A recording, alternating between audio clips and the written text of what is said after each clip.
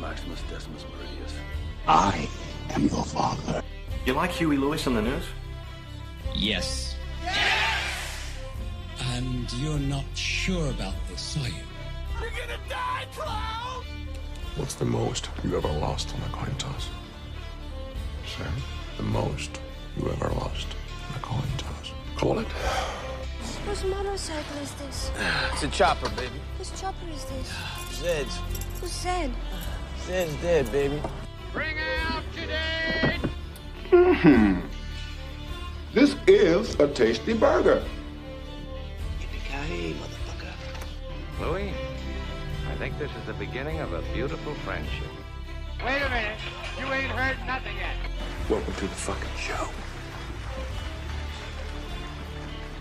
Hello, welcome back to See What Sticks, a podcast about everything and nothing. I'm your host, Russell. And I'm your co-host. Wow, I about took over your spot. I'm your co-host, Ben.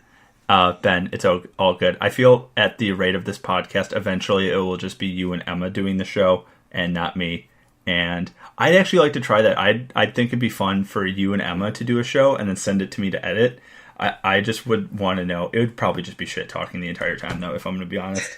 Shit talking, maybe some awkward silences. Yeah, just like, I wonder what to talk about, and just like elevator music. I'll edit elevator music into the middle of it, and like the cricket sound. But I think that'd actually be a really fun experiment. Or even if we're all in the same place and you just take over one, I think that'd be super fun.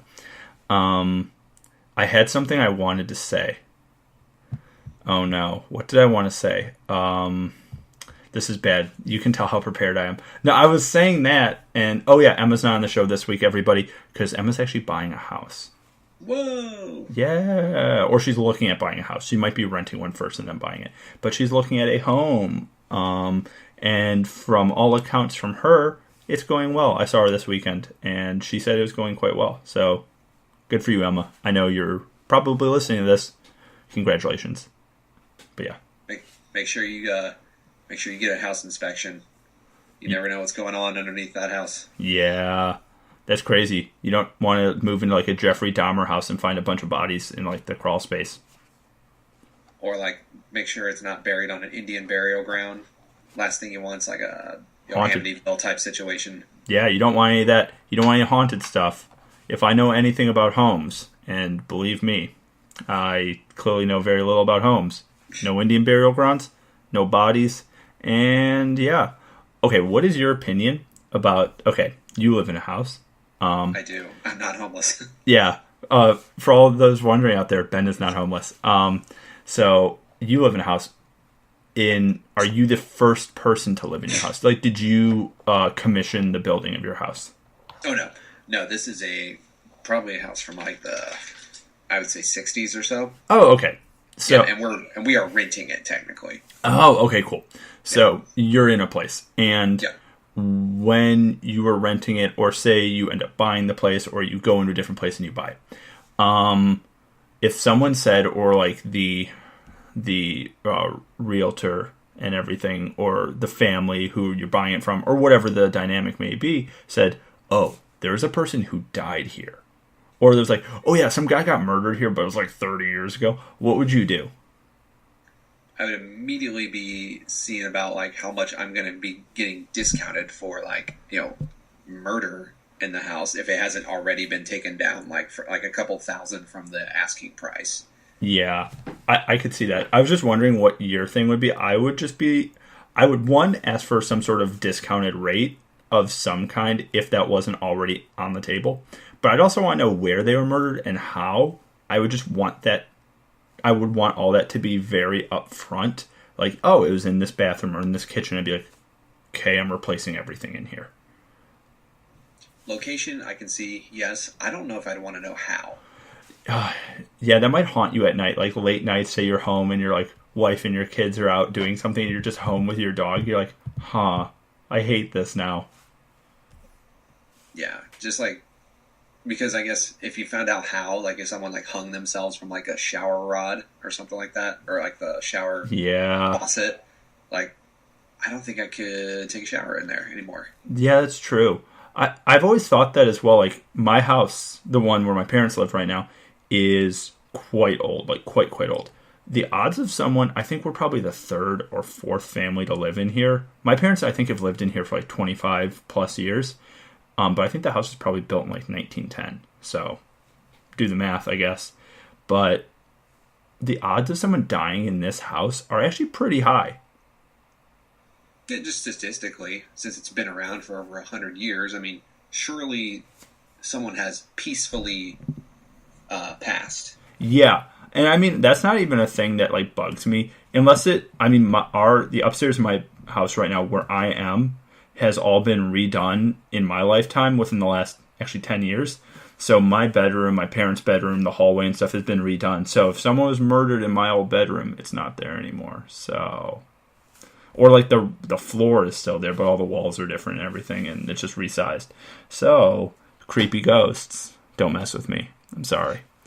But yeah, I talked about on the podcast before, my old apartment at Purdue that I lived in last year was haunted. And you're saying nothing, which means you don't believe me. Well, how? Okay. I guess I require further explanation. Like, what creepiness has happened? Okay, so I'll tell the story really quickly. I've told it on the podcast. It was probably like episode 10 I told on. So, and this is episode 48. So, quite a while ago I told this story. So, oh, sorry, everybody. There's a thing. So, at my old apartment, there's me and my two roommates, Matt and Nate. Matt and Nate were both engineers, so they were out at class, or maybe it was a weekend. They were home or something. There was no way they were home, and I was the only one around. I went out to the gym at our complex and came back, and they were still not there. Their cars weren't there. No one was there, and we had the electronic doors with the fobs, so no one else can get in. And our doors auto-locked on the way out. So I came back into the apartment after my workout, and I was sitting around, and I like checked to see if Matt and Nate were there, if they wanted to go grab dinner or do something. Then I went into my bedroom, and I had all my shoes pretty meticulously laid out. I have a lot of shoes. It's kind of like a thing. I just like shoes. So I had a bunch of shoes, and I couldn't find a pair of like Reebok shoes, not a sponsor, that I wanted to wear later that day. And they're because they're like my comfiest shoes. They weren't in my closet, so they were like all my shoes were there, but they weren't. And I like scoured the rest of the apartment, and I think Matt had the same shoe size as me, so maybe he'd worn my shoes once or twice, but it wasn't a thing that he would just go and take my shoes. So I did that. I went into my room. I cleaned out everything from my closet. I moved all of the things out, like literally every single piece of fabric and shoes. Went out, moved them into the hallway so I could itemize it. Went back into my bedroom. The shoes were sitting in the middle of the floor. Just sitting there put together side by side as if someone just had hopped out of them. And it wasn't like, so you had been in my apartment and the hallway is kind of in my own bedroom, but it's around a little corner to get out to like our kitchen and living room and dining room. So I didn't leave my own room. So I didn't close any doors. I was around the corner and they were just sitting in the middle of the floor. That was the first thing. The second thing is our faucet had turned on by itself when we were watching TV one time. We were all just sitting watching TV. I think we were watching Game of Thrones, like a rerun, and our faucet just turned on out of nowhere. It had turned on. That one, I told Emma about that one. She's like, well, that could have been like a water pipe thing. That could have been a lot of different things. But could it have been? Probably not. And then the last few things were, we were sitting there, and you know how sometimes your pipes creak? Mm-hmm. We had that, but it wasn't a creak. It was, I don't know how to like vocalize this or say this eloquently. It was like this pitter-pattering sound from inside a wall, but there wasn't a wall where it was coming from. So like you would walk into where our kitchen was by the bar, and you'd look up, and there was just like this like rattling sound, but there was nothing there. And it was like someone, I guess, it was like kind of like a kind of sound. I know I'm doing Foley now. I could be War of the Worlds. Is that, who's War of the Worlds? Orson Welles. Yeah, I could be Orson Welles on the radio from War of the Worlds. But yeah, so that was a thing. And then there's like a few other instances where there's just weird things where lights would turn on and off when we weren't in there. Things would flicker. The weirdest one is we had a Raspberry Pi, which is like a computer. You know what it is. Yeah. For those of you who don't know out there, it's like a little motherboard thing you can plug in. It's kind of like having an Apple TV, but you build it yourself, essentially. We had that, and it turned itself on. It turned the TV on while we were cooking. And I need to get Matt, my old roommate, on an episode with you, and he will verify all of these stories. And it turned into a point where we wouldn't sleep with our lights off in our bedroom. And I'm not an especially superstitious kind of guy. I mean, I believe in like supernatural stuff to some extent, I guess. But it turned into a point where we would text each other when we were home. We're like, are you home or no? And I jokingly would always tell friends, hey, say hi to the ghost when you're here and be respectful. Don't say you don't believe in him because he's here. But then there's videos of like squatters living in people's apartments, like stealing little bits of cereal and milk and like leaving when people don't realize. And we thought it could be that, but there's always like one of us around at all times, pretty much, or all three of us. There was never really a time where none of us were at the apartment unless we were all together somewhere, which was pretty rare actually. So we thought it wouldn't be a squatter, and we didn't really have any hiding places in our apartment because it wasn't that big. Your apartment, I was gonna say your apartment was pretty small. Yeah, to not have noticed someone squatting. Exactly, and then like it's not like even under our sink we always had like blenders and other things, and I mean none of us are really sticklery about food, and we all eat each other's food kind of thing. But there was never a time where it was like, hey, did you drink the rest of the milk? No, did you? No, did you? There's nothing like that. But yeah, so that was my ghost story that I have about houses. So that was a long-winded way of saying, Emma, don't get a haunted house. Timely. Halloween coming up. It is. Ben, what was your favorite Halloween costume as a kid that you had? I remember very few of them. I remember I got this like cheap knockoff hockey mask. I think that was supposed to be like, Jason Voorhees type thing from like a dollar store. Yeah. Really, like honestly, that's like the only one I remember. Surely I dressed up several years in a row, but I just don't remember. Have you ever been Mr. Clean for Halloween? No, I have not. Okay, just wondering. I feel like you should seize the opportunity. I'm not like muscular enough. I got fucking dad bod for days, so I need to get that cleaned up before I start going out as Mr. Clean. You could be like Howie Mandel. Have a briefcase with a number on it. I feel like I would need like some problematic women characters to come with me. Yeah. I don't know if I'd like that. Yeah, that might get you in some trouble. Yeah. As a podcast, I'd have to go on like the morning show and issue an apology. Be like, I am so sorry for what has happened. For his actions. Yeah, I'm sorry. I am not responsible for my co-host's actions. He does not represent the values of See What Sticks. But yeah. Speaking of apology tours in a roundabout, I guess, kind of way, did you hear the James Gunn news from today? Yeah! For those of you who don't know, James Gunn was kicked off of Guardians of the Galaxy 3. We've talked about it. If you don't know what we're talking about, look it up. It was about a tweet in the past. I kind of don't agree with Disney firing him, but he might do Suicide Squad 2, which, please do it. Make that movie better than the first one. Yeah. I think he's tapped to write, possibly in talks to direct. I think he would do an incredible job with that. Like, incredible job. Yeah, what if he's like the guy that turns it all around for Warner Brothers in DC? I have a big feeling that he might be. That's why they're looking at him, because the Guardians of the Galaxy on paper, if you look at that concept, shouldn't work. That is a property that should be so panned, but I think by all accounts that might be people's favorite Marvel piece. I mean, I have it's definitely a beloved part of the extended Marvel or the Marvel Cinematic Universe for sure. Yeah, I mean, even I have the vinyl of the soundtrack, like the mixtape one, because it's like all great 80s songs and 70s songs. So, yeah, obviously, but yeah, I think that'd be cool as far as apologies go.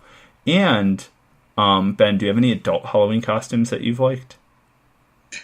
Well, I'm sure I've seen many that I've liked in my college years, but have you been any of the costumes that you liked? Well, I mean, I haven't dressed in a risque type of women's costume. I have not either. As much, I want to do a Rocky Horror Picture Show thing, and I will dress in drag to do Rocky Horror Picture Show. That is my one time.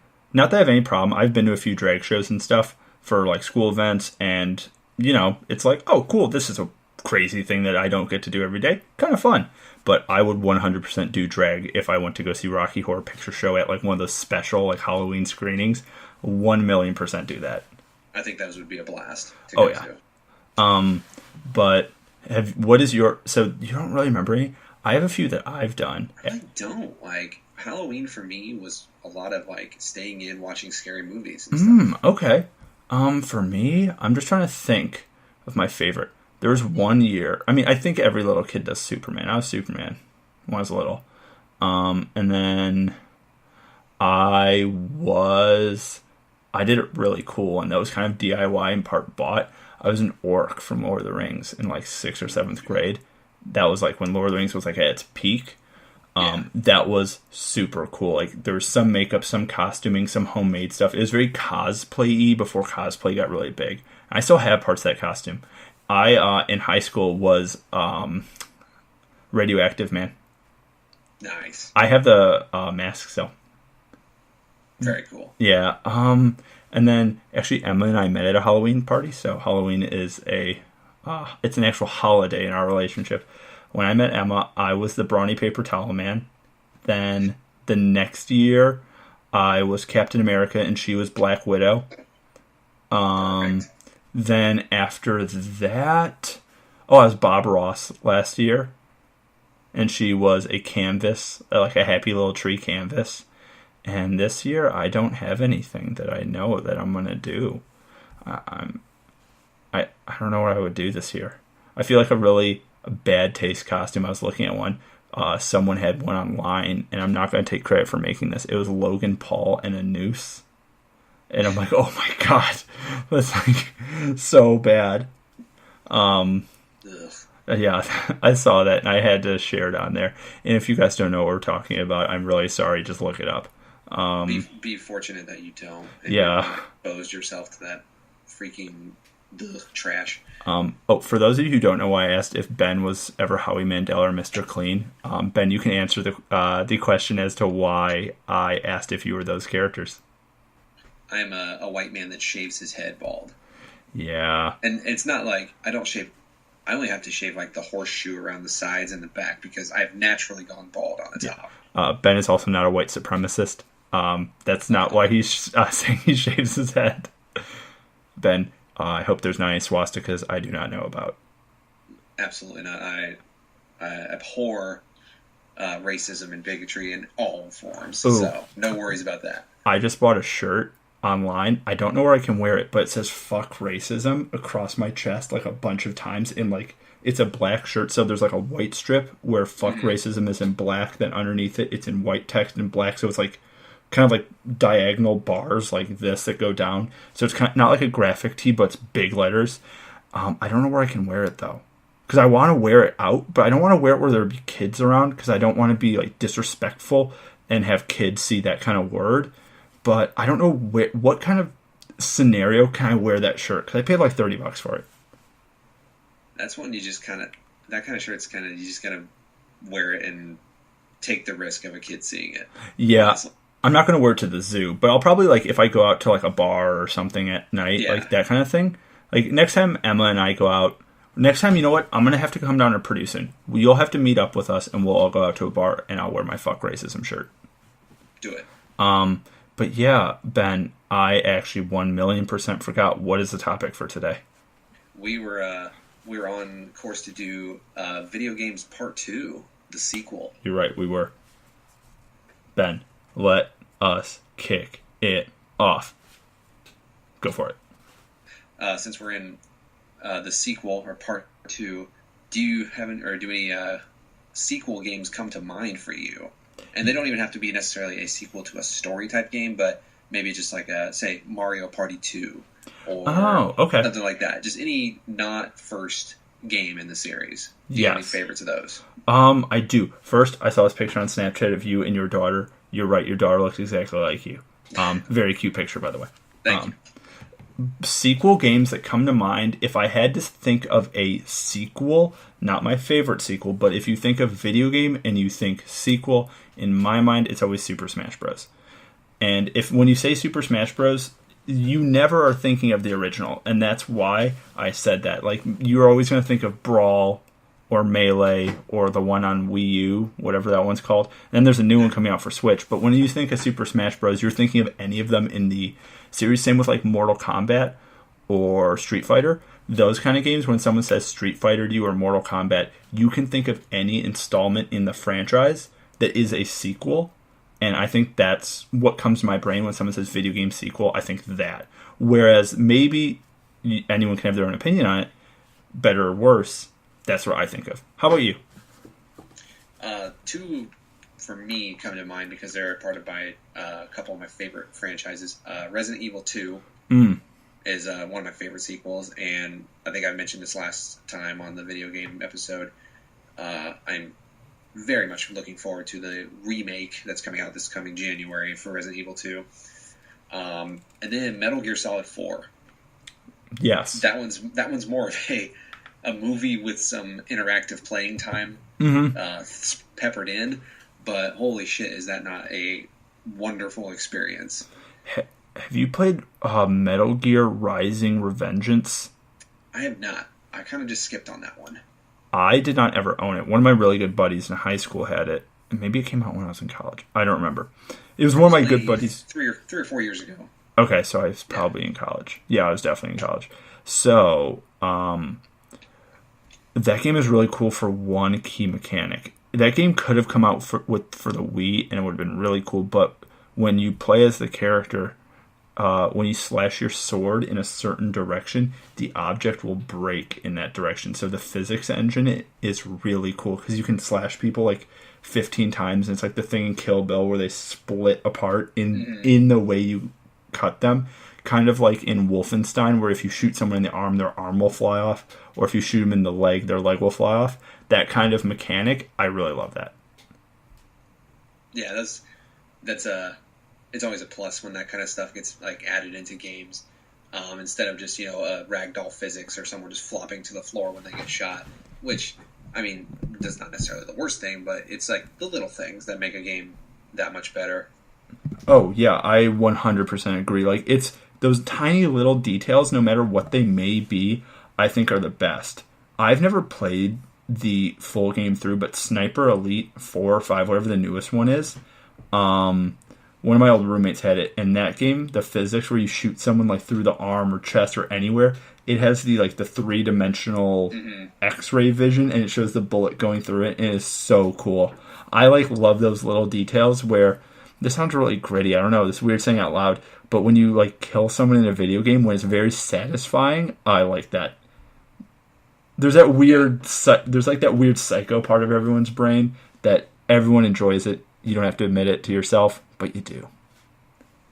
Well, I think it's if you even do admit it to yourself, it doesn't say that you're like a psycho or a sociopath or something like that. It's just like it's a part of our psyche that gets a satisfaction or a release from doing something is not real. Yeah. There's some people that probably should not play video games if they have trouble kind of discerning reality from fiction. Yeah. And interactive fiction especially.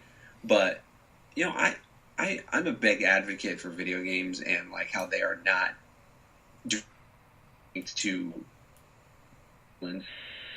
the subject comes up quite often. Well, not nearly as much as it did back in the Columbine days, where school shootings were being blamed on things like video games or Marilyn Manson. I'm a big. I like to slap down that argument pretty quickly. Yeah, me too. Because a lot of actual studies have been done that shows no direct correlation between video game violence and actually committing violence. Yes. The only thing that could possibly be close to, you could say it has some sort of direct impact on people is aggression levels do rise a little bit, according to the studies. But I mean, they in no way they say in no way does that actually lead to violence being committed. Yeah, I mean, it's the same thing. I have another point to hit on in a second from that, but going off of that, it can have the same violent, that part of your brain spikes when you're playing like football with your buddies in the backyard. It's a very similar kind of, it's that like adrenaline and release and that competitive aggression, which for a lot of people, not everyone, a lot of people, is pretty healthy because you need to work that out of your system because we have it in there, and if you just hold it too tight, it's just like anything. You gotta, pardon the term, you gotta bust one out every now and then, aggression-wise and everything else. Otherwise, if you hold it in too long, it's unhealthy. That's my health public service announcement for this week. You know what I'm talking about. Sometimes you just gotta sort the mail by yourself.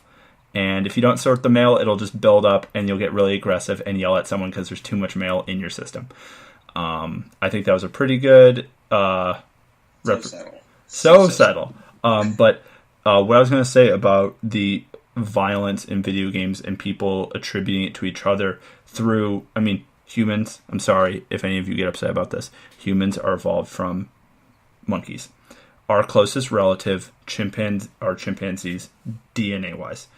Chimpanzees are very aggressive animals. If you don't believe me, watch a documentary on chimpanzees. They kill each other in fights. Chimpanzees are very, very mean animals. They will rip each other's arms off, and they're aggressive species of animals. We evolved from them. That's the simplest way to put that. I'm not going to get into it, but we evolved from that line. There are other kinds of monkeys that solve their problems through sex. They don't get aggressive like chimpanzees do.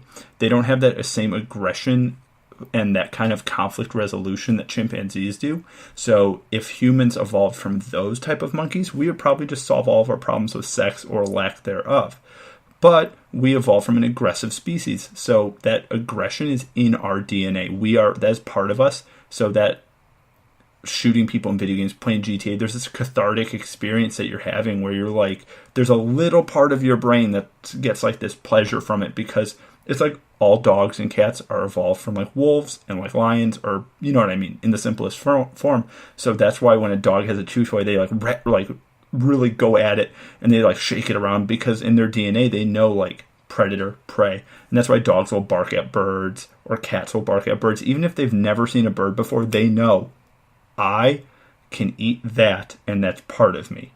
It's just one of those things. And if one of you out there doesn't do the whole evolution thing, I'm sorry that you're wrong. But I actually, those saint candles, those like, when people have like Saint Mary or like Saint Jude and like their little candle, I just named Saint Mary and Saint Jude because Saint Jude is my middle name. But I have one that is a Charles Darwin, and I have it in my bedroom. Nice. I think it's really funny, but I've had some friends who are like, that's not funny. I'm like, dude, whatever, go away. I think it's hilarious. But yeah, so way long-winded way of saying GTA is cool. Stop saying it makes people kill each other. Assholes are who kills each other, not people who play GTA. But yeah. So when you're talking sequels and games like that, what do you think is the most fun game to play? Now, if you're just going to sit down on your couch and let's say you have any system in the world, any game that is released right now, which is October 9th, 2018. So Red Dead Redemption 2 has not come out yet. It comes out in like a week or two. If you had the ability to snap your fingers and have any game on that TV, what is the most fun game to play? There's no wrong answer, and you're just by yourself. Like, your like kids are in the house and your wife is over, or like if you have like brother or sister or something, they can be around and you can give the controller to them, but it's just basically you chilling. I would say, based on probably like the amount of time that like play hours that I've put into like a certain type of game, and the Call of Duty franchise gets shit on a lot because it has kind of repeated itself. Mm-hmm. Admittedly, it has repeated itself quite often with the bare minimum of tweaks and aesthetic changes. But, I'm a sucker for a first-person shooter like Call of Duty, a very twitchy, fast-paced kind of thing. Like, I have Black Ops 4 pre-ordered. It comes out this Friday. I'm going to pick it up as soon as I get out of class. So, every year I sit down with that type of game. I put hours and hours into it. It frustrates me. It brings me a lot of joy. It gives me lots of different emotions. But that game, like those type of games, I could plop down. I could play an hour or two of some multiplayer matches, and I'm good. And since you left Red Dead 2 off the table for me, since it's not out yet, I'm assuming that's going to take up an unhealthy amount of my time in a couple weeks. Oh, most 100 billion% definitely. So I really like that answer, especially because you picked a pick that is in a lot of ways an unpopular decision where a lot of, I don't like using the term, I'm sorry if anyone gets upset, normies out there would be like, dude, Call of Duty is just like big gaming, and it's just a big issue, and it's not even real games at this point. Like, Cuphead is way better. Well, I think Cuphead is cool, and it's impossible to play, and I can't beat any of the bosses. It's fun. But you know what? If you find enjoyment in Call of Duty and you like going through and blasting people with guns in the future, or World War II or World War I or whatever, have fun. Do that. It's cool. I think for me, my picks, I kind of have two, which is kind of a cop-out answer. But I think the two that I would like playing the most, I love GTA. GTA is so much fun. It's mindless fun. You can just drive around, kill people, blow stuff up. So that is a lot of fun, but it gets old kind of quickly if you're not playing missions. If you don't have the mission aspect of the game going, it does get pretty old pretty quickly because there's only so many people you can run over with a car and like blow up with rocket launchers. I love the Batman Arkham games a lot. I love those games. Those would probably be on my list. And I wish there was a better version of these. But if I had to say, I love the Force Unleashed games when you play as kind of a rogue Jedi. And I know they're pretty linear and people have their problems with them. But using the Force and kind of just blasting through stormtroopers and some boss battles is so much fun. And it just gives you that power. You're like, this is more of a Jedi simulator than it is a game. And I love that. If someone just was like, you have 2 hours to kill between two things and you can't pick any game and you have to start off just like as save file where you don't have to do the tutorial, I'd be like, give me Force Unleashed 2. And I just want to blast through people with my lightsaber. Yeah. Yeah. I never did play any of the Force Unleashed games. I don't think I had, because those were like PlayStation 2 era, correct? Yeah, those were like PlayStation 2 into PlayStation. I think the first one was probably PlayStation 2 and Xbox 360 and maybe PS3, and the second one was definitely in the middle of the Xbox PS3 era. So they're probably like 3 or 4 years apart. Okay. So I never did have a PlayStation 2. I was a GameCube owner. Yeah. And I didn't have PlayStation 3 until kind of mid to late into the console cycle. So I missed out on those games. And at that point, I wasn't like a super Star Wars fan. Like, I enjoyed them. Yeah. But I didn't go out of my way to get into the different like mediums as far as like Star Wars went, like video games or books or anything like that. Nowadays, if like a game like that came out, I'd probably dip into it and see what it's like. To go back to your point of like people will be like, oh, like normies playing Call of Duty. That kind of like argument is so old and drawn out now, I think, because like who made the rule that you can't enjoy several different genres or types of video games? Yes. Like I love, like I'll unashamed. I without shame there, since I can't I can't think of the other word. I will say that I'm a big fan of the Call of Duty series. Yeah. But you know what? I also like Battlefield. I also like I also like single player linear games, open world stuff like GTA, Red Dead. I truly love games where they start to cross the line. Like there's a game by this company called That Game Company. Original name. It's called Journey. It's a small indie game. You can beat it in about 2-3 hours tops. It's an absolutely beautiful game with minimal dialogue. I don't think there's maybe 2-3 words possibly spoken in it, but it's just a truly beautiful game that it's very simple, and it's able to tell a story without really telling a story, if that makes sense. Yeah. Yeah, I would advise anybody that hasn't. I'm pretty sure it's exclusive to PlayStation.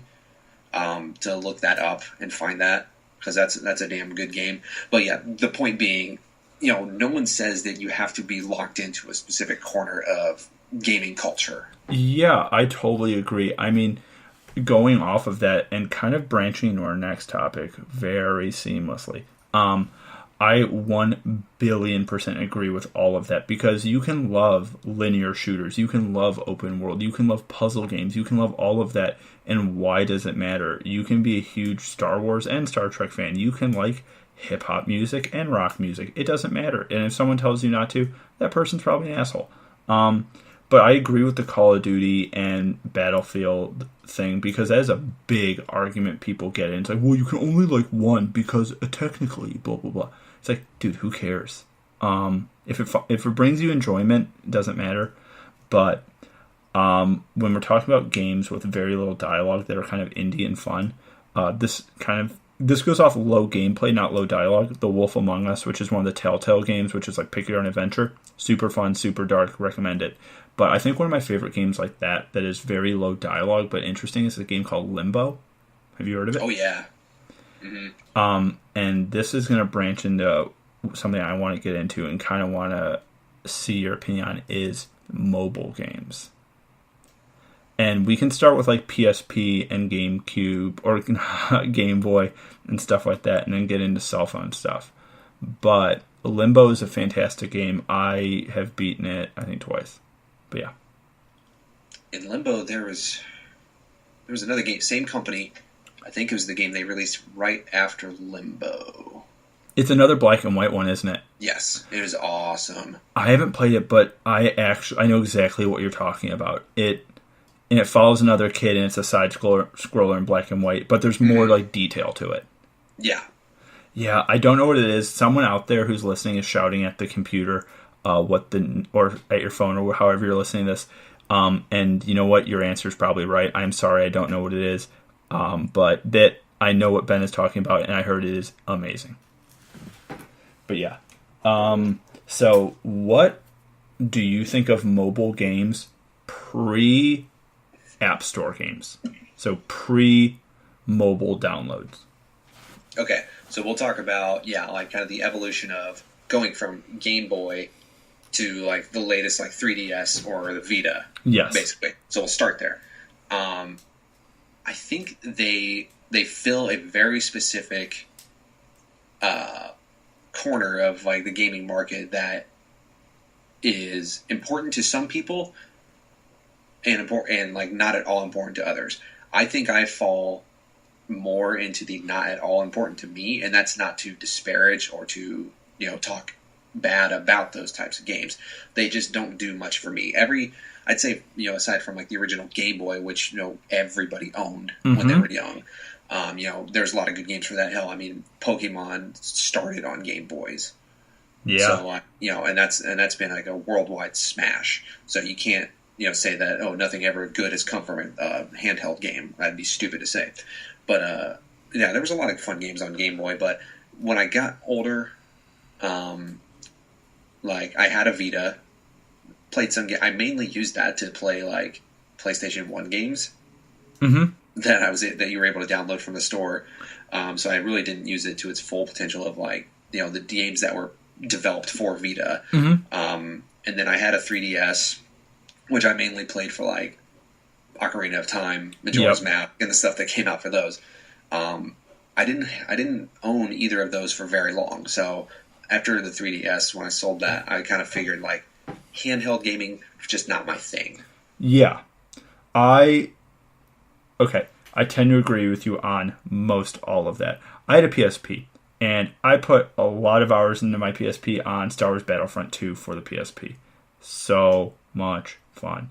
I had quite a few PSP games. I was really big into that because first, I went to high school quite far from where I live, so I had to be in transit a lot. So I played it there. And my high school was pretty cool. They let us play PSP like when we're not in class, like if we're at lunch or something. Or maybe they didn't, but I never got caught with it, so that was cool. But I really genuinely do tend to agree that it it is a cool part of the video game industry, but kind of useless. It's like an appendix for the video game industry if it's a body. It's something that we have in us, but does it really do anything? Maybe. I don't think so, though. And I think that's how I would translate it, where video games are definitely cool extra, or it's like a pinky finger. It's something that we have, and that's something that we utilize every day, but if someone got rid of it, or you woke up tomorrow without that there, would it really impact your life all that much? Probably not. Right. I know. Yeah. I am curious to see how history is going to look at the Nintendo Switch, because it is that kind of connector between handheld games and a full-on home console. Yes. Because imagine you're doing your commute from school to home with a Switch playing, Breath of the Wild or Super Mario Odyssey. Those were excellent games, and I think I want to know what the next evolution is for either Nintendo or Microsoft or Sony, to see if they've taken anything from that, or if they feel like they need to take anything from that, to see how successful the Switch has been with being able to do full-blown console games in your hand. Yeah. I will say this right now. I don't own a Switch, but I believe that when I start working a job, that I'm going to keep it kind of vague until I figure out more stuff. On our next podcast, I'll probably know. But when I start working that job, I'll have a bit of a commute to where I'm going. At that point, I may buy a Nintendo Switch. That might be the first console, that I buy. Just because I might have a commute on a train or something else, and then at work you have downtime, you're at lunch, you have other things to do for a minute, and with the position that I may be getting, there may be days where you have more downtime than other days. And I mean, yeah, you're always supposed to be doing work at work, but if there's, for some reason, you have just literally are just sitting there and you might as well be on YouTube on your computer, because a lot of people's jobs, whether you like to admit it or not, there are times where you are at work and you are on YouTube. It's just how it is. But with my position, if I have that and I know someone else who works a very similar position to the one that I may be working, they have a Switch and they say they use it from time to time at work, and it's really fun because it can help the downtime. So I think I would do that. I really, really find it interesting that you can play Doom, or you can play something like that on essentially a big, big iPhone and have a lot of fun. Then just go back home, put it into your TV, and pick up a controller and do the same thing. Yeah, the Switch is a great console. That one thing I would say it suffers from deeply, and this is the reason why I sold mine. A lack of, a slow release of major titles. Okay.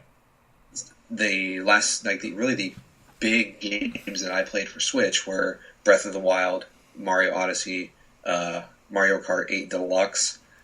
That was it. And those all came out within the first year of it. Now, there's a assload of indie games released. And that's great for people that really dig into indie games. And there's the ports of Doom, Wolfenstein, I want to say Dark Souls was just ported to Switch. So all those things. But just for my personal taste, there was not enough releases for the Switch that really I felt like I was going to be playing it enough to justify my ownership of it. Yeah, I tend to agree. I'm looking right now at the game library, and there are some big AAA titles there, but you're right, there are a lot of indie games, and there's a lot of other games that I wouldn't have expected to be on there, and there's some big gaps in it. So you don't have any Grand Theft Auto, so you don't have any Rockstar games, and you only have one Bethesda game, which is Skyrim. And I mean, I love Skyrim. Yeah, Skyrim's awesome, but how can you possibly sell that thing for full retail price? Yeah, and I totally agree. So I don't know. I mean, let me ask your opinion on this, just to go off the mobile thing for a second. Let's say I have $450 right now, okay? I have $450 in my hand, and I have a Best Buy down the street, which I do have a Best Buy down the street. what would be the best use of my money video game console wise?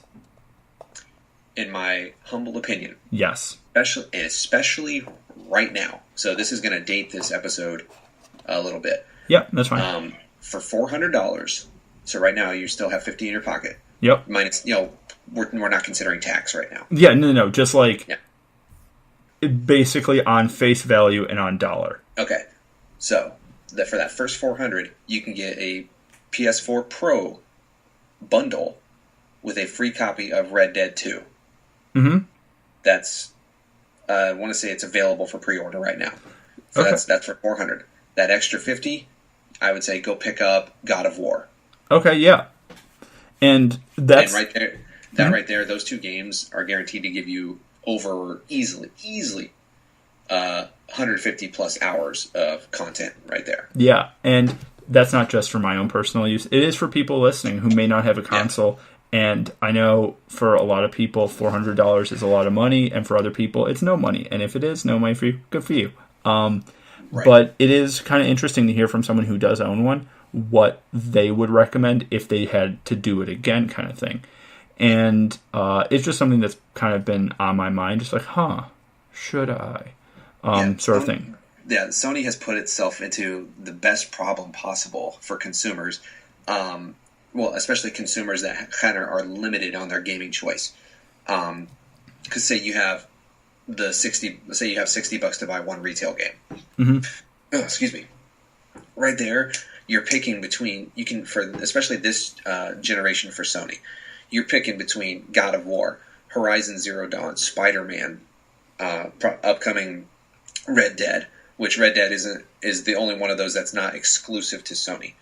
I mean, right there, if you had to pick one of those, I mean, I would highly suggest someone play all of those. Mm-hmm. Obviously I can't speak to Red Dead's quality right now since it's not out, but I'm going to safely assume it's going to be an effing masterpiece like the first one. Yeah. But just, alone, Spider-Man, Horizon, and God of War were all three like 9 or 10 out of 10 for me. Yeah, I really, really agree. I mean, Red Dead 1, I played Horizon Zero Dawn quite a few times with one of my buddies. Very cool. The Spider-Man, the new one, I've heard is just incredible. I think basically incredible is an understatement for the new Spider-Man game, where people are calling it nearly flawless. I don't know if that's the right term, but yeah. It does have its little things, but nothing that would bring it below like a 9 out of 10 for me. Okay. But yeah, that's actually very good advice. Thank you for your public service announcement, Ben. You're welcome. But let's get back to mobile games. We have established they're the pinky finger of video gaming, where they are very cool and they are useful, but if they went away tomorrow, would you really, really, really notice all of that much? Exactly. Let's talk about video games since 2008 when the App Store came out until 2018. So the last like 10 years, because I know the iPhone came out in 2007, I know, but there wasn't an App Store for the first year. So we can start with like games like Angry Birds and stuff, and then go on to now, and we can include like mobile ports of Grand Theft Auto, like San Andreas, and like Fortnite, and like PUBG and stuff.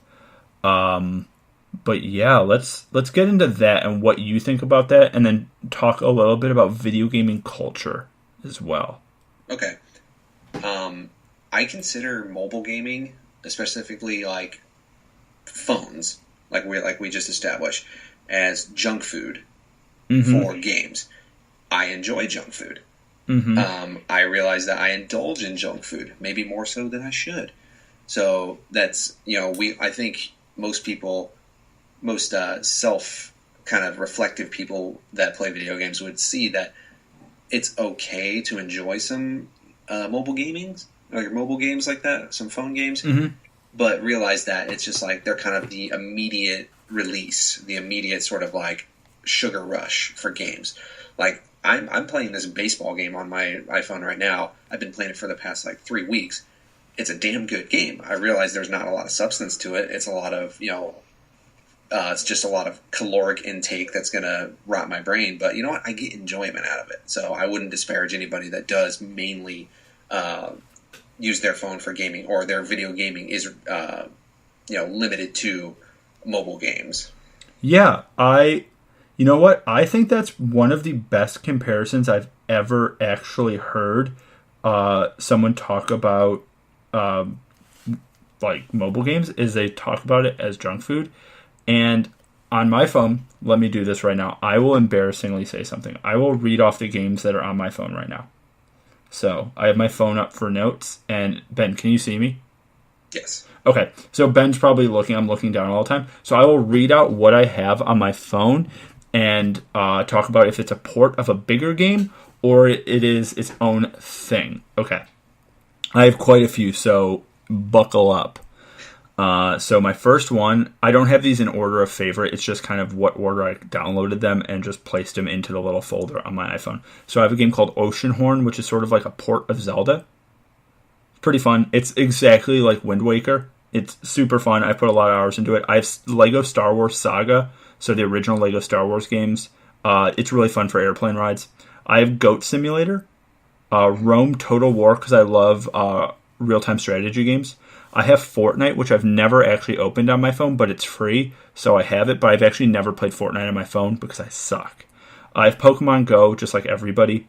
I have PUBG Mobile, which I've played a bit. I have Star Wars Knights of the Old Republic on the phone, which I don't love the phone port, so I haven't opened it in probably 6 months. I have a tower defense game, something Origins. It doesn't say the first one. That's how much I played. I don't really know the real name. I have Halo, Spartan Assault, and Spartan something, which are like these kind of top-down Halo board game sort of things. I have a port of the game The Witness. I have this game called Bastion. I have the AR game called The Machines, which is cool. It came out with the iPhone 8, and it was free, I think, or maybe 99 cents. And it's like augmented reality board game kind of thing. I played it twice. I used a tripod for my phone and held it there. And I did that at my old apartment. It was really fun. Then I have the game called Oddworld Stranger's Wrath, which is a port of a PS2 game. I have Grand Theft Auto San Andreas. I have MapleStory Mobile. I have the game called Frost, and another game, OC2, which is, I don't remember what it is. I've only played the tutorial for it. So that's what I have. So some of them are ports of bigger games, and some of them are mobile. But the vast majority of the games on my phone are ports of mobile games, which might say something. How much memory do those games take up on your phone? Very little, because I don't really play very much, so there's not very many save files. But I also have like a 256 gig iPhone. Okay. Or the 180 gig, whatever the biggest one of the iPhone 8 Plus is. Right. Because I was going to say, shit, like, Knights of the Old Republic seems like it would take up quite a good chunk of memory just by itself. Knights of the Old Republic, by a staggering majority, takes up the most. But I may uninstall it just because it does not work well on an iPhone. The interface just isn't built for it.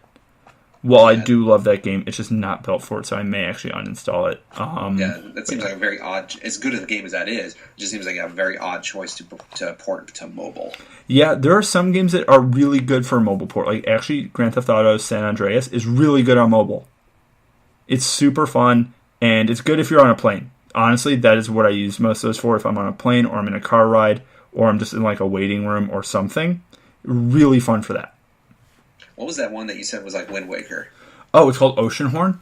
Oceanhorn. I'm going to look that up. If you're looking that up, look up Oceanhorn 2. Just look up screenshots. It comes out in like next month. Tell me what you think. I know this is bad radio, but if anyone out there is listening and they want to know what I'm talking about, look up, it's Oceanhorn. I think it's one word. And just look up number 2. It comes out for iPhone and Android and probably Apple TV as well. And it comes out on console as well. It's just one of the like online store games that you can buy.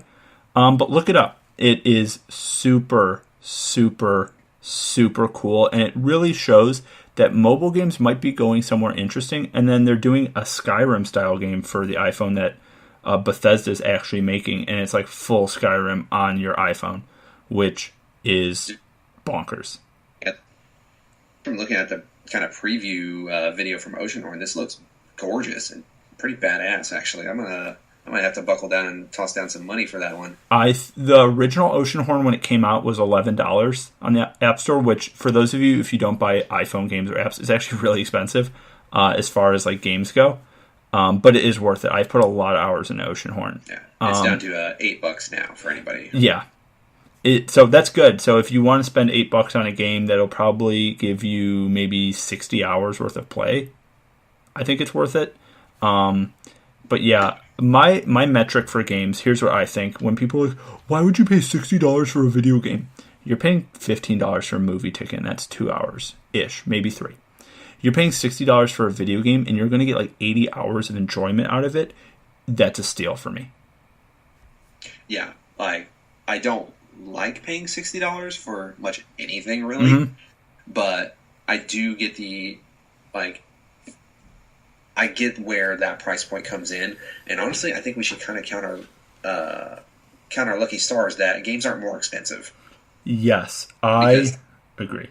Back, I want to say, when I first started gaming, when I was a wee little lad, or at least when I first came to the realization of price points for video games, it was like $40 for a brand new game, which that'd be awesome if that was the case nowadays, and that was maybe 20 years ago.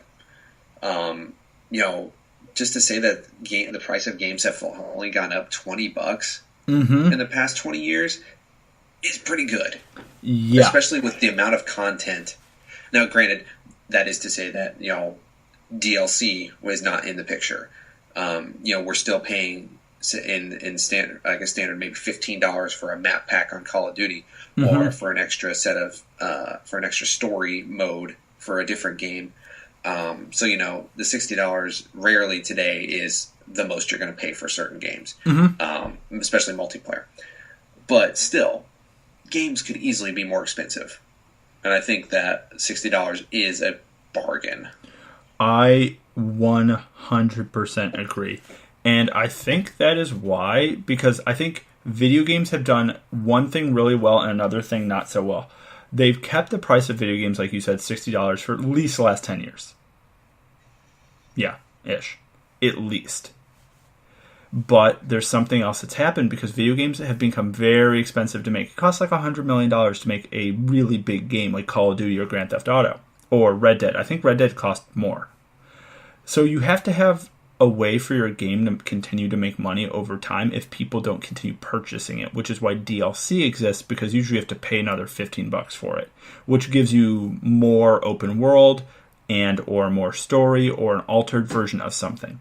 But then there's something called microtransactions, which we talked about last time. And I think that's why microtransactions exist, is for a company to continue making revenue off a game when your initial disc sales or download sales go away. Yes. Yeah, we definitely covered that. Yeah. And how there's inherently nothing wrong with microtransactions. But yeah, the kind of the predatory nature that many publishing companies have taken with those is the problem. Yes. And I, in general, with microtransactions, as long as they're upfront and they're okay and they're justified in why they're doing it, if that makes sense, if they're justified, if it's like, oh, okay, you're just doing skins or something like we said last time, I know we're retreading some of the same ground, I agree with it, but anything apart from that, I don't really think that I agree. And yeah, like Shadow of Mordor, or Shadow of War, the second Lord of the Rings, Batman Arkham style game, I haven't played it, one, because it's very non-accurate to lore. A lot of Lord of the Rings nerds like myself did not like it, so I'm like, nope, not going to do this. But there's also microtransactions to unlock things faster and get more stuff and content out of your game, which I think is wrong, because a video game is a little, in a lot of ways, just like a sport or homework or something. The more work you put in, the more you should get out of it, and you can't go to college and pay $100 to your professor and get an A, or you shouldn't be able to. At least the college that Ben and I went to and Ben goes to. So that's my thought. Yeah, even if that wasn't the case, I'd tell Professor to shove it up his ass. I'll do it the right way. Yeah. His or her. I'm not going to be Yes. Yeah. I actually, in general, I'll get into this. This is going to go into video game culture here in a sec. I had a lot more female professors in college by a staggering amount than male professors. I think so far, at least at Purdue, mine's probably about even right now. Okay. But just that's, I've only been there for a year and getting close to like a year and a semester. So, but yeah, as of right now, it's probably about even, I think. Oh, okay. If memory serves me correctly. Yeah. I was lucky. I got through Purdue in 3 years. So, yeah. But yeah, so I had a lot more female. But I also took a bunch of political science classes, and I took a lot of very, what you would call artsy electives, because Ben and I are both art majors. So I was like, you know what, I'm going to go all in on this and go artsy. But that will lead a little into my next topic, which I may have some very scathing reviews of with video game culture here. So I will warn you, if you are a big time video game boy and you don't want someone to talk smack about video game culture and the portrayal of females and males in video game culture, you can turn off here. But if you want to hear what I really think and what Ben really thinks, because I think we're going to agree on a lot of this, I'm not saying you're a bad person. If you don't agree, you're allowed to love what you're allowed to love. I'm just a dude who has a podcast, and Ben is just a dude who has a podcast. We are by no means the authority on anything.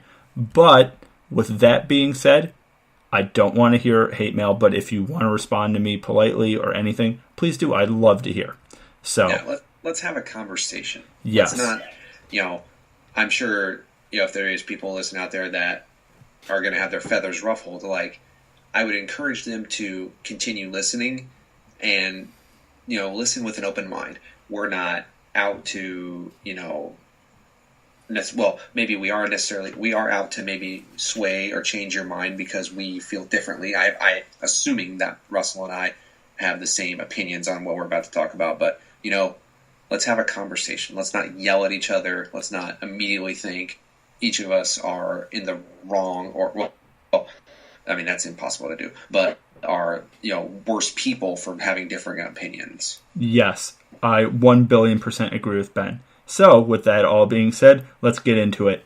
I think, especially in older games, some newer games, the way they portray women, especially when games became more 3D and more 3D rendered, which isn't 2D like Mario, so 3D is like open world, the way they portray women is fucking disgusting.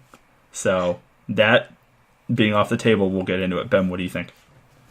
Agreed. I mean, maybe back when we were 13 years old, looking at Lara Croft with, gigantic breasts was cool and sexy, but yeah, we're both grown-ass men now, and, to look at that and just see, like, how it's basically just like, boobs, it's, like, come on, have a little bit more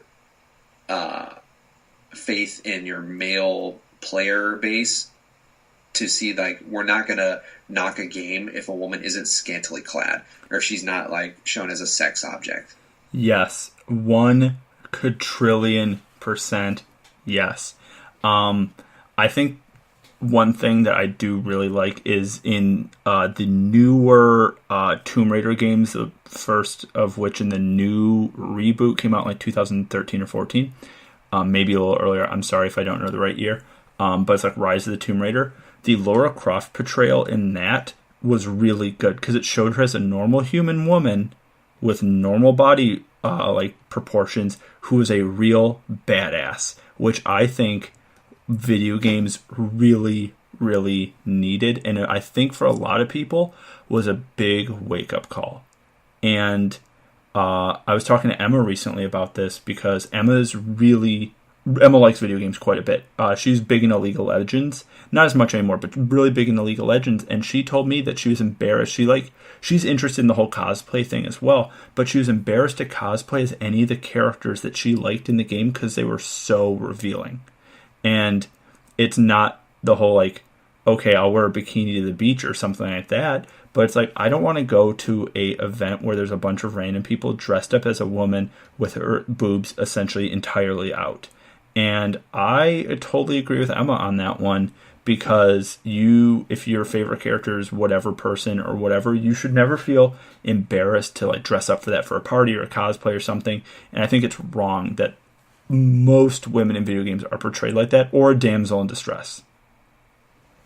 Yes, yeah, agreed. I'll put a caveat saying that for the women that do dress like that at these, at like Comic-Con or these sort of cosplay events. Yes. For those women that do that and are comfortable doing that, more power to you. 100%. You do you.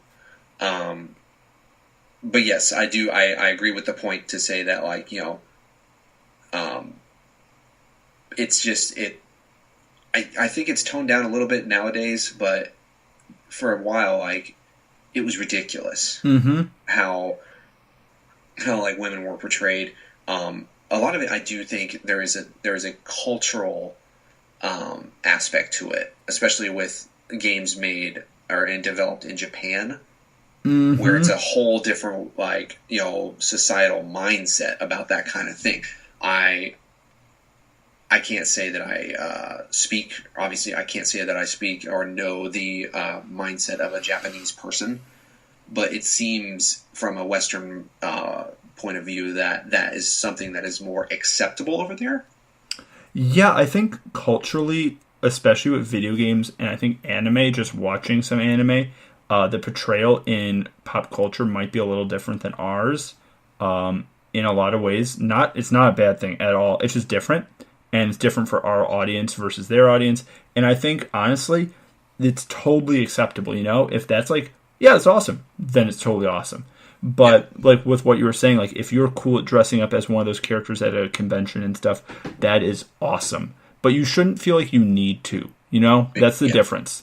Bingo. And you shouldn't feel like that's all you have as an option. And I think that's the part that's wrong. And I do agree that I think video games are getting better. But you can, like, look at characters like Lara Croft from the Angelina Jolie movie era of Lara Croft games. It's like, bro, what? And, like, games like in Tekken and Street Fighter, the female characters.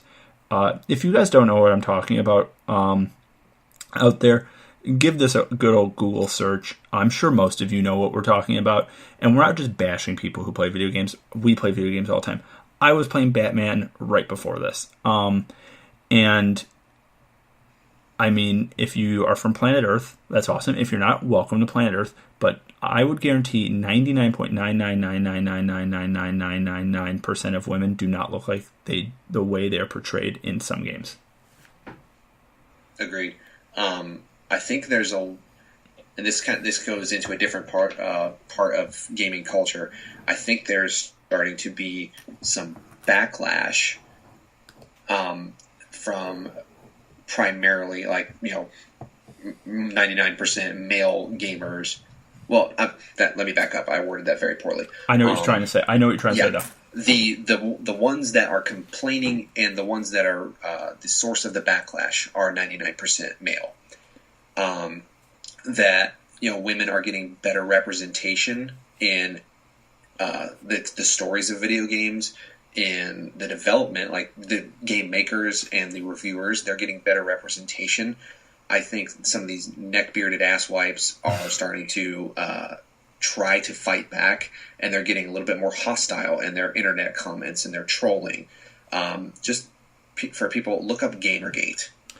It's a fucking fiasco. It's a disgusting fiasco that I wish would never would have happened. It's a long story to get into. Look it up. Thank you for bringing that up. I totally forgot what that was called, and I was trying to think of it. I was trying to look it up on my phone, but I just wasn't typing in the right words to get the result. But yeah, Gamergate.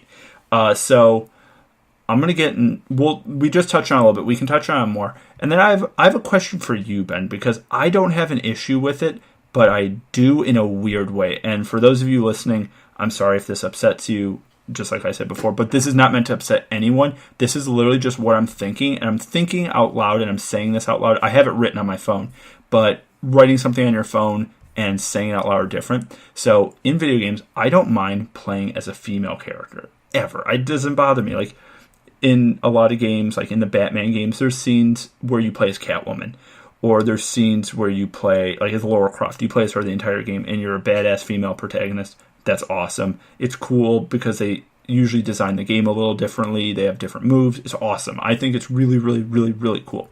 Now, I think there's also a strangeness to this. When certain people who are playing video games play as female characters, I don't know if I want to say for the wrong reasons, but to fetishize it.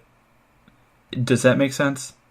Yeah, I think that is I think that's an accurate portrayal of some gamers that do decide to like put on the female avatar if they have the choice. And I asked Emma about this, not prepping for this conversation, but just like a while ago, and I asked her, in her opinion, just because she's dated other people, about her exes who'd play video games and her friends she knew who played video games and stuff like that in the past. What she said is she knows guys who play as a female character in a game, in a third-person game, so you're not looking through the character's eyes, you're looking in like a camera perspective behind them, so they can look at this female character's figure, especially their butt.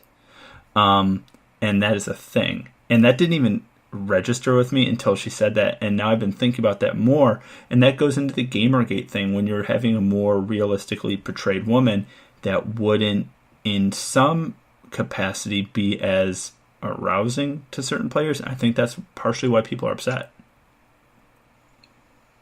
Yeah, man, hell, we could do a whole episode of what's wrong with a lot of male gaming culture and their insecurities about letting women have even an inch into that industry. Mm-hmm. And it's just fucking disgusting. Like there's a whole fiasco on Reddit concerning, and I'm pretty sure it wasn't even limited to Reddit, but when the first reveal trailer for Battlefield 5, which is coming out next month, maybe. Yeah. They're in the reveal trailer. It showed like a woman soldier, mm-hmm. a woman soldier in like a trench coat. I think she had a British accent.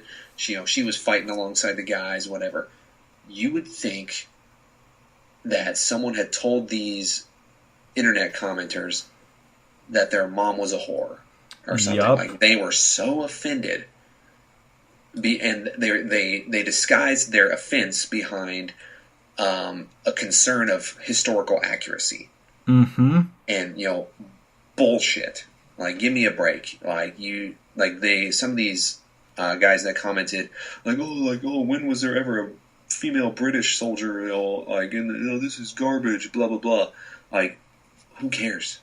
Yes. Who the fuck cares? Like, if this really hampers your enjoyment of the game, like seeing a woman firing a World War II rifle, reprioritize your life. Yeah, it's one of those, dude, get out of here. And I 1,000,000,000% agree. And this goes into some of the comments that people gave about the movie Wonder Woman. And it's exactly like that. Or any movie that'll have like a badass female protagonist. I'm sure it's going to happen with Captain Marvel when that comes out, even though these aren't video games. But people are like, well, it's war and it's a woman and blah, blah, blah. Frankly, I'm just speaking on my own personal experience. And I'm a human who lives on planet Earth, and I know some people around. I know people from different walks of life. I know two things. One, that when a female sees that kind of person in her own demographic who looks like her in a movie, as white guys, we're pretty lucky because most movies are a lot of white guys, so we identify with that. But when there's a badass woman on screen, I know for at least Emma and most other girls I know are like, that's awesome, that's super cool because it's representation, and that's huge. And positive representation in movies and video games is awesome, especially when it's a badass who's firing a machine gun. And I personally know a lot more girls who are so into video games than guys. I know a lot more guys who are casual gamers like me than people who, Emma used to be more intense, but a lot of girls are like, oh yeah, definitely. I've just bought 35 games this year, and I spent the last 19 hours playing. And I know a lot more girls like that and who feel a little bit left out in games because the character that you get to pick is always a guy. So a lot of people I know who are females who will play like a Skyrim or a Fallout. So you can pick a female character by choice. And I know the new Assassin's Creed game lets you do that too. You can pick to play as a female through the entire runtime. Not that it matters to play as a guy, but you get that option, which is super cool. Oh, Ben's call ended. Hey Ben, what was the last thing you heard? A lot of girls would get on Skyrim or Fallout. And Yeah. Yeah, so a lot of girls would play that because you can have that option, which is super cool. But yeah. And Ben, you have a daughter. What I know, your kids are probably too young for video games, aren't they, or no? They dabble in, like the Nintendo stuff and like Super Nintendo. Mm-hmm. And even that, they're kind of young to kind of get the concept, and maybe even the hand like motor functions of going walking right and jump at the same time. Yeah. So they're still a little bit young. I have a question for you. This may be a little like deep for this conversation. So when your daughter's 6 years older, 5 years older, 4 years older, and plays a game and asks a question like that, like why does this girl in the game look like that? You don't have to answer this question. I'm just wondering because I've never gotten to ask someone who has a daughter this question. I've asked like my girlfriend and stuff, but what would you say to that question? Like how do you answer that? So the question she's asking is, why does a specific girl in like a game look like this? Yeah, like look not like a human, like how a real human woman would look. Okay. I honestly I don't know how I'd answer that. I guess it's a hard question to kind of hypothetically think about. Yeah, there's a lot to unpack there. And I mean, that can be an answer is you don't know because you've never been asked. And it's not like it's not meant to be a loaded question. It's more of it's kind of like, how would you approach that situation? Because at least for the right now foreseeable future, you know what I mean? At least for quite a while for me, because I'm in no place to have a kid because I'm mentally 8 years old. But I don't know how I would answer that question either. Or even if I was like babysitting someone who is a younger like girl or like watching like a cousin or something, I don't know. And they asked me, I don't know how I'd answer that question. I'd be like, because some people are just not cool. I don't know. Yeah, I think I would want to answer it as honestly as I can. Yeah. I try and do that. There's not a whole lot of deep, heavy questions coming from my daughter now, 4 years old. But even when she asks me like, certain things, I just try and be honest with her. Mm-hmm. I don't want to sugarcoat things and there's value to try and making the world seem like a better place than what it is. But I think with most things, I just want to be honest with my kids. Yeah. And tell them how the world is, and hopefully that inspires them to try and right wrongs that they see or make things better. Yeah. I actually, that's a really good answer. I totally agree with that. Elon Musk, on his interview with Joe Rogan, said something very interesting that I very much agree with. He said, in general, people are good. And he said 1% of the population is evil, like really bad. 1% of, in the U.S. at least. He's just using the U.S. So there's, 300 million people. So 1% of those people are, like, the worst human, like, degenerate monsters who are in prison for life or should be. And then 1% of the population on the other end of the spectrum are actual saints who would give you the shirt off their back and take a bullet for a complete stranger. Like, those people are angels. And everyone else falls somewhere in the middle of the spectrum, but I think most people generally are good and don't want anything bad to happen to them. And I think that's like an important thing, especially like when playing video games and talking about movies as well, because most games, the dynamic is, there's racing games, there's like sports games, and that's a little different of a genre. But a lot of games, an object of many, many, many mainstream video games is killing people. And I think that gives a weird, altered, warped version of our world. Especially, not to say anything political at all, but like watching the news, you would believe that our world is like divulging into complete chaos. Whereas if you walk out on the street or even ask people just objectively, what do you think? People in general want to be nice to each other, Yeah, I think and I think this has been said by a lot smarter and more eloquent people than me. I think the internet has a lot to do with our perception that the world is turning to a shithole very quickly, because people hide behind their internet avatars and their screens when they have these sort of toxic conversations, and there's no sense of actual like debate anymore. I think you talk to someone face to face, and you try and debate them that way. You tell them your points of view, you listen to their points. I think that's the best way to have a conversation. Well, that is the quintessential. That's the definition of conversation is face to face. Yeah. And, there's actually a Hulu show. I'm gonna plug this. Sarah Silverman's "I Love You, America." Oh, and okay. That's kind of like the point of that's the whole sort of kicker for her show is Sarah Silverman. For people that don't know, she's a very liberal comedian, a very crass comedian as well. That was kind of her selling point when she was first up and coming. Was she was very dirty, in your face, like kind of thing, like made very obscene jokes, but did it with this kind of like sweet smile. So that was her shtick. But what she does on her show is she goes to there's a few episodes she'll go to pretty much just for lack of a better Trump country. And she'll have face-to-face conversations with these people on the opposite side of the political and ideological spectrum. And her point of the whole thing is to say we're not all that different. We have a conversation and we have fun. We like each other, even if it's there's some shit that fundamentally makes us different.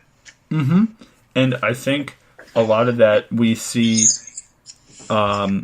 Very interestingly, I'm going to tie it back to video games. Also, if you guys don't know who Sarah Silverman is, look her up. She is hilarious and very, very smart. Makes a lot of good points. She reminds me a lot of Sacha Baron Cohen in ways of her comedy and the way she will hit certain soft spots for people.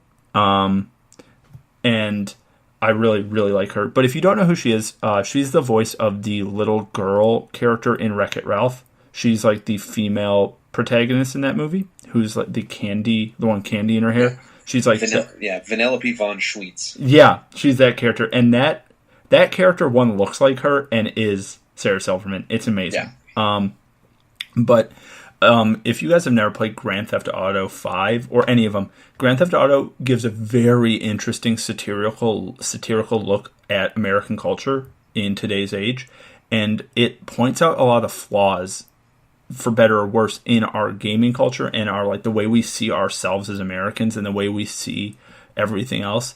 There's a really interesting video essay done about GTA 5, and there's something subtle that I don't think people realize. So if you ever played video games that are open world, the map is usually a big island, right? GTA's Vinewood, or San Andreas and Vinewood, which is Hollywood and Los Angeles, is an island in the game, and people think it's because America thinks we're planet America instead of planet Earth, and that's why America in the game is an island. It's not connected to anything, and people think there's a reason for that. It's because it's another meta point of pointing something out to us, the way we view ourselves in the big picture, in the grand scheme of things. And I think that's super interesting in a lot of what we were talking about because of games. And I'm not saying this as video games are bad. I think video games are really good and an important part of media that's super unique and has a very, very powerful impact that a lot of people, I unfortunately think, that are an older generation can't see. Yeah, I agree. It'll be interesting how video games evolve and how we will perceive them once we get to that age. Once we both have our AARP cards. Yeah. Because, I mean, I wonder how much more video games can change outside of, graphical capability. Yeah, and on what you're saying with graphical capability, it's interesting to think about how real games look now. Even go back 10 years to now, if you look at some of the games coming out right now, the level of detail in some games, not all of them because there's some indie games, but the level of detail in AAA games is staggering. It almost looks like the movie Avatar from 2009, where, yeah, the movie's CGI, you can hate it, you can love it, whatever. But it's that level of detail in games now, which gets to this scary point where it looks like you're killing a real person. And I think that might be why GTA 5 is a little bit cartoony, because they know what you're going to do in the game. But I don't know. What do you think about that? I think it goes back to trust, like developers trusting their consumers to be able to distinguish that reality from fiction, or that reality from the interactive, aspect of it. Because I think like consumers and gamers are going to keep demanding big steps in graphical capability. Like, I for one would be kind of disappointed if we get to the PlayStation 5 and it looks the exact same. Like, graphics aren't everything to me, but if I'm dropping $1,000 on a new console, possibly whatever it's going to cost, I kind of expect to be getting my money's worth out of the power from this console. But yeah, I think like as graphics get better and a game like Grand Theft Auto or Resident Evil, say, when it's going to be looking more and more like a person is actually being shot in the face, I think the fact that we know we're playing a video game is going to be able to trigger that part in our mind that doesn't get necessarily as disturbed as we would be, say, watching a YouTube video of the exact same thing, knowing that what we're watching is real. I 1,000,000% agree. And I mean, like a game, I think a good example would be something like Fallout 4, where there's a mechanic in the game where you can zoom in on people's body parts and click on them for where you want your bullet to land. And it's a big mechanic in the game. It's something you can upgrade. It's one of the like key things in Fallout that makes it's like a very unique function in the game, where you can like level up a skill to get more headshots, so you blow their head up. And there's like this satisfying fun part that you're like, yeah, I got their head. They're not going to get back up from that one. But yeah, I think if you made it too real and you showed too much agony in the game, it would make it weird. Like when you are playing a game like GTA or Fallout or Battlefield, when you shoot someone in that game, the other people who are the NPCs, non-playable characters, the computers, don't turn over and start freaking out and start wailing at the death of their friend. They kind of just keep going and they don't address it, which I think helps. It doesn't make it real. Right. Yeah, there is that kind of distance. Yeah, those little things that, like, exactly like you said, the little things that we would naturally react to had we see, even a stranger just get gunned down in the street. Yeah, you'd freak out. Right. Even if you never met them, or even if it's someone in general for whatever reason you didn't like, if you saw another human die, and for those of you who have, I'm really sorry, or but everyone, like, if you just see someone die, you're going to freak out in some capacity. But in games, it takes you away from that for better and worse. And I am not saying any of this to shit on gaming or hate gaming. I love video games so much. I think it's an amazing thing. Even though I'm a film person, I understand the importance of video games in our culture. And this is not meant to dissuade anybody. This is not meant for me to be like, I'm one of those people who hates video games. I'm not doing that. I'm just pointing out things that I can see in them that may be potential issues. But potential issues like this, these aren't things that necessarily need to be changed tomorrow, or even like in the grand scheme of gaming that negative, because a lot of these things are in movies as well. But I'm just looking at them objectively as if you were just seeing it from having no invested interest. Yeah, absolutely. I think also possibly a developer could use those things we were just talking about that are absent, say someone writhing in agony, or family members, weeping about the death of their dad or something. I think some game developers might use that to their advantage to kind of punch home, like, listen, you just killed someone. there are consequences to your action. That is to say, if that's the point of the game developers, like to kind of really push it home, like, hey, this isn't about mindless violence. Like, if you're going to kill someone, like, we want you to feel the weight of your choice. Yeah, and that's not good for every video game, of course, because that would bum everyone out, and that'd be so depressing. Because sometimes people just need that escapism. Same as, like, watching an action movie. You just need escapism. And that's really important for us. And it's, like, as we touched on earlier, it's important. But there's certain games like the Telltale games or the Pick Your Own Adventure. There are parts in those games where you need to pick for certain people to live or die, and that changes the outcome of the game. And those kind of things, when you play that, it's like a sobering thing where you're like, whoa, that person in the game world, they're not coming back from that. And now, like, the rest of the path of the story is changed because of an action that you made or something that you didn't do or couldn't do. And I think that's really cool. And I think looking at that is important in the landscape of gaming. And, I mean, I love GTA. I'm probably going to play Red Dead. In Spider-Man, I'll kick people off buildings because it's fun, And, like, in the Tomb Raider games or in Batman, I know Batman doesn't kill people, but you hit people with a tank. That guy's not getting back up. Yeah. But like Tomb Raider, you have exploding arrows and guns, and you just go and destroy everything, and it's so much fun. It is, like, you can't even talk about how much fun it is because it's so much fun. And this is, I know there's like some hypocrisy in what I'm saying, but you know what? There are things that we're just pointing out as fans of video games, because you can be a fan of something and still have nitpicks and critique something, because that's what we do here. The world is not black and white. No single person in the world is black and white. Yeah, and I think there are some games that get banned, just like movies. Like, I hate saying a movie is terrible. I genuinely hate doing that.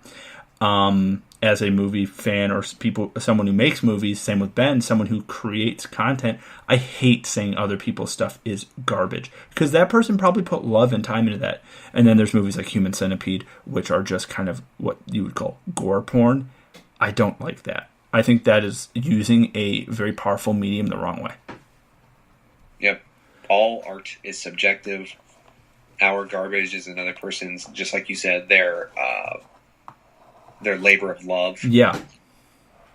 Though, yeah, I think we can all sort of equally agree that most of us probably have a movie in our in our mind that we can say, like, oh, that movie is fucking terrible. Yep.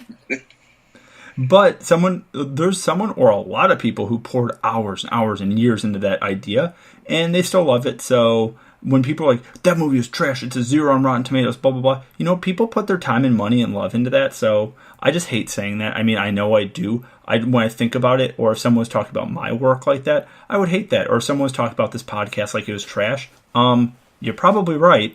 But Ben and I love it, Emma loves it, and all the other guests we've had on love it. So you and your criticisms can get out of here.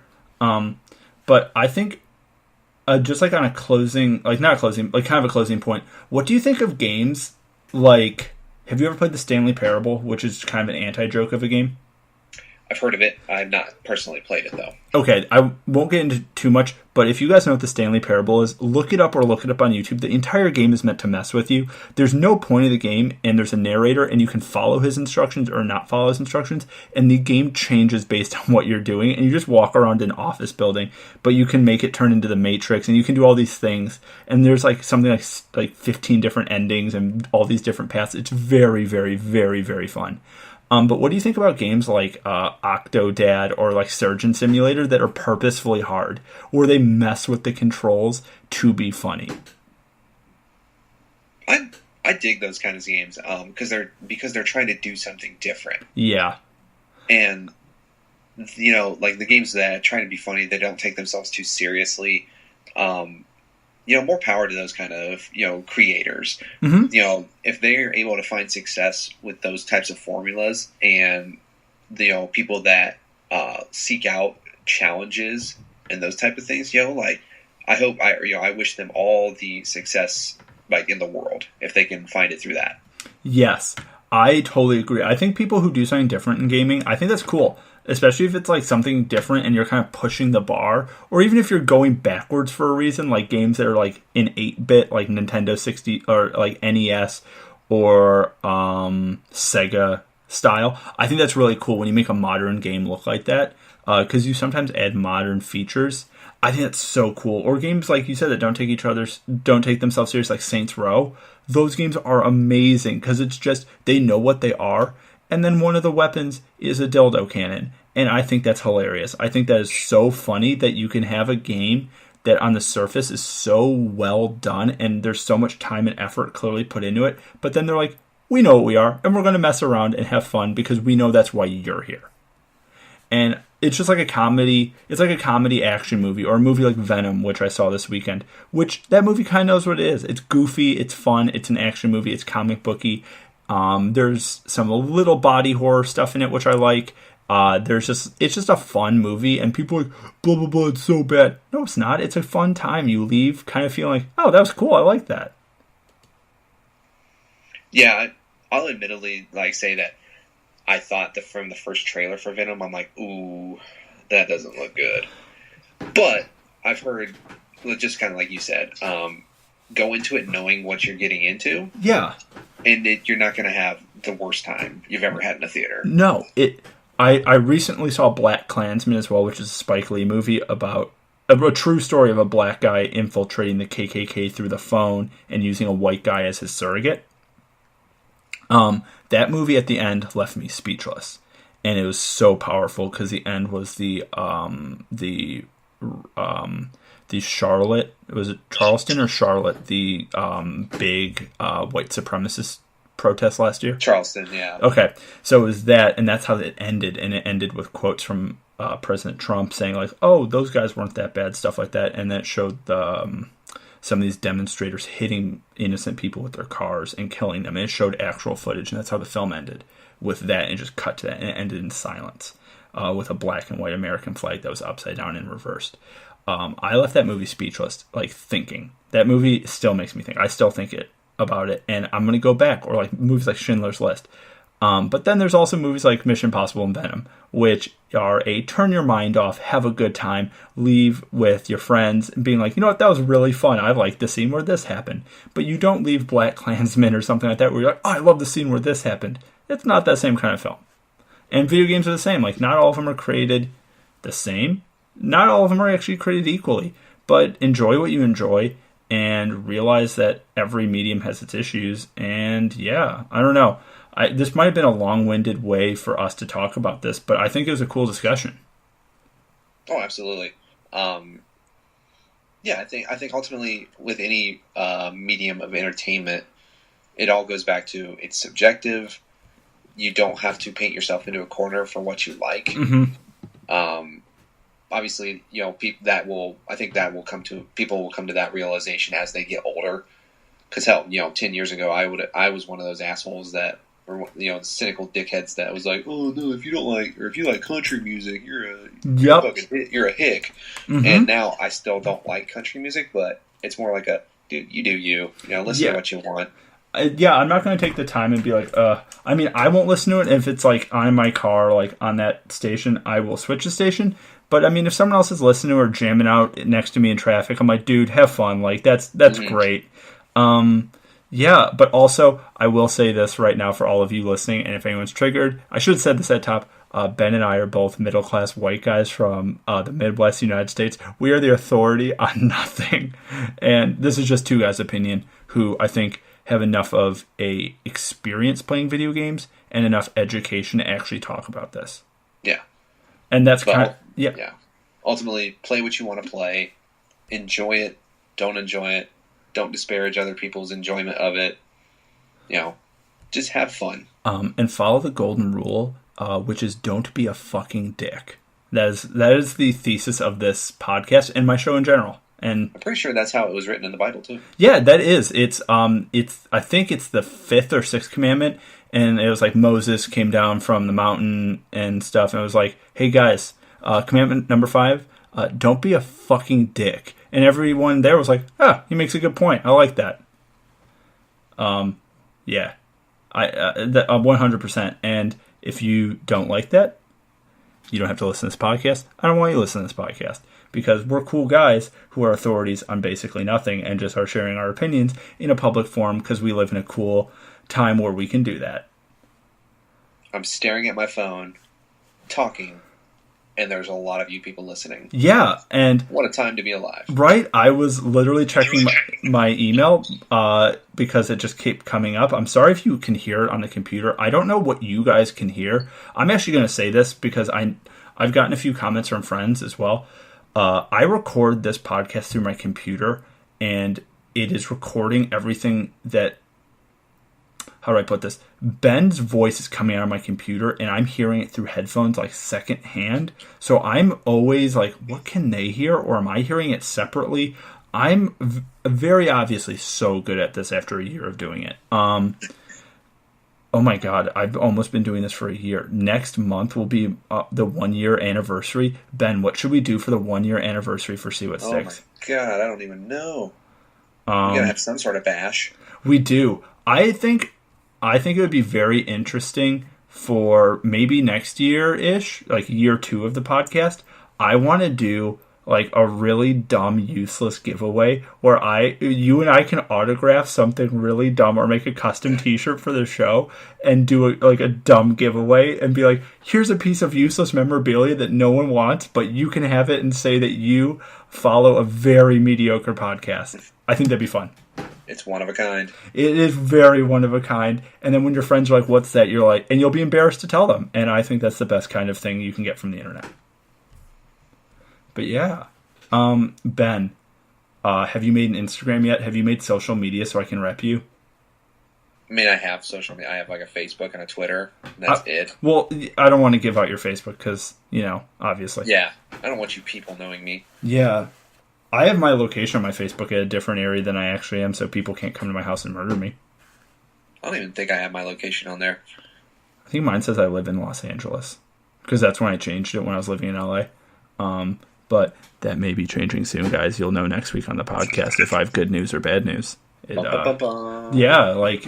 Stay tuned. Oh, hey, because we're doing that, and last week's episode was on travel, I am actually going, maybe I said it last week, I'm going to make an actual vlog of me going from Chicago, where I am right now, to New York and back.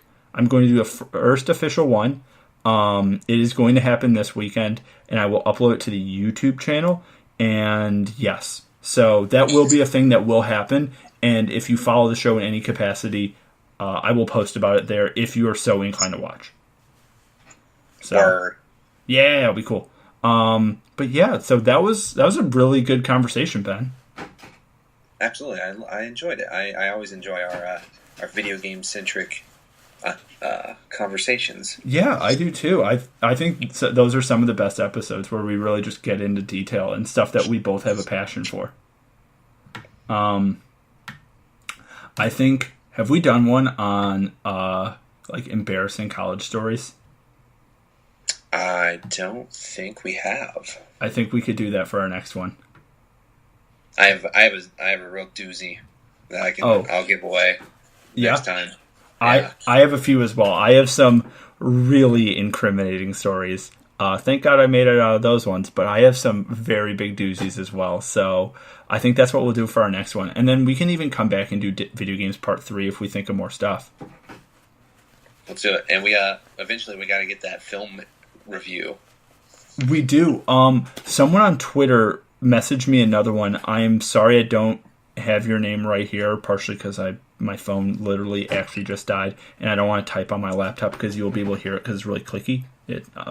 Spoiler alert, I have a Mac because that's how I record this, and the keyboard on the new Macs are really, really, really, really like loud when you click on them.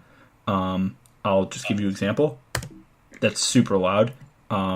So yeah, I will look you up. Thank you for your recommendation. I will send it to Ben and Emma, and we will watch it and do a full review. And I was thinking we could also do a commentary type track for a movie or a short TV show or something, so we can try doing that for episodes as well when we're lazy and we don't want to come up with a topic or write notes. But yeah, well, thank you for listening. Ben, thank you for being the co-host. The other co-host, you and Emma, are the 100%. We're the team. We are the trifecta. It's my pleasure. I always love doing it, and I always will. Yeah, man. Well, thank you. I hope your family is doing well. I hope your kids are doing well. I hope your dog is doing well. And yeah, so that was the episode. Thank you for you out there, See What Sticks listeners, See What Stickers, or a sticker, or a sticky. Ben, what did you call them last week? Sticklers. Yeah, the sticklers. Thank you for listening. I appreciate it. Thank you for liking, commenting, sharing, subscribing, doing whatever the hell it is that you do to follow this or listen on iTunes. I don't know. I have no idea how this all works. But thank you so much. Thank you for Ben. Ben, you want to do the sign off? Yes, and you know what? I'll go ahead and plug my Twitter account if anybody gives a shit. Hell yes. It's at Benhameen, BenHahmeen. That's it's Spanish for Benjamin. Only it's phonetically spelled. Clever girl. Anyway, this has been See What Sticks, a podcast about everything and nothing. Thanks to everybody for listening. Russell, you're the pod daddy. Thanks for having us. I am the pod daddy. You are welcome. Okay, bye-bye!